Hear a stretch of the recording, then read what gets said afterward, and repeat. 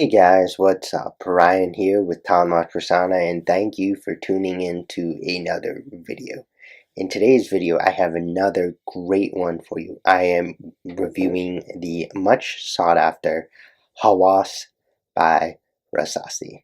Now, I've been calling this stuff a lounge fragrance, and I'm going to tell you why in a little bit, but it is a very nice, smooth, laid back, citrusy kind of fruity fragrance that I think is very fun. Alright, without further ado, let's get right into the review. I want to try to make this one a little shorter than my reviews have been. So let's get right into it with the composition. You guys can take a look at the note breakdown right here. Alright, so at the top there's bergamot, apple, cinnamon, and lemon. In the heart there's watery notes, plum, orange blossom, and cardamom. And in the base there's ambergris, musk, driftwood, and patchouli. Alright, now a lot of people have said that this stuff is similar to Invictus, Paco Rabanne's Invictus. It's similar to Versace Eros, and I definitely have to agree. It definitely has that citrusy vibe, that youthful, young, energetic kind of playfulness about it. It's a little more subtle. I would say it's a little more refined than either Invictus or Eros, which is why I think it would work immensely well in smaller social events, not necessarily large club gatherings, but smaller kind of lounge settings. But it is very smooth. It's very nice, very sexy actually. I have to be completely honest. I like this stuff more than either Invictus or Eros. There's just something different about it. Different but familiar. And I think that makes this one incredibly easy to wear. It is just like such a good fragrance. Performance wise, Hawas is just as good. So for longevity, I get 10.5 hours.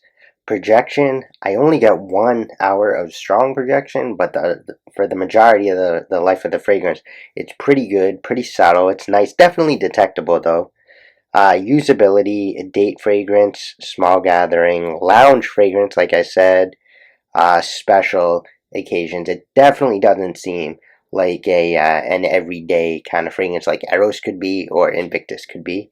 And some descriptors: soft, fruity, interesting, different, light, crisp, and clean.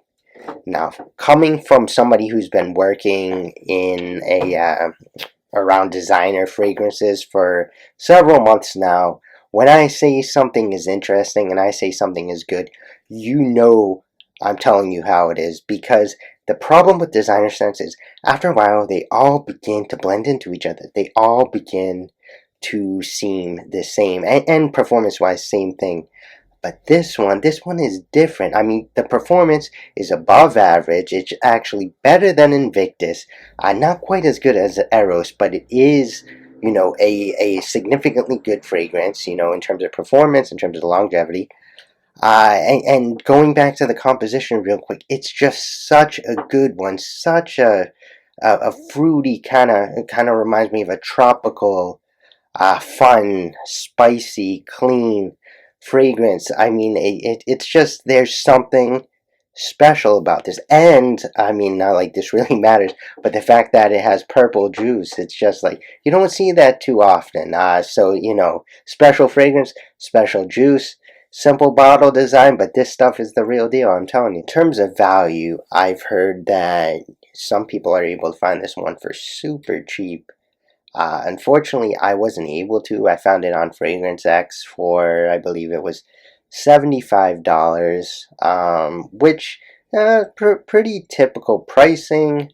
And compared to designers, obviously it's a little less. It's a little less than Eros and Invictus, and considering that the composition and the performance are right on par with those, and the composition, like I said, is even better than those, I think 75 USD is absolutely worth it. But by all means, if you can find this elsewhere and you can get it for cheaper, I definitely would, because who wants to spend an unnecessarily high amount of money on a fragrance when you can buy the same thing for a cheaper price? In terms of ratings, here's how I would rank Hawas.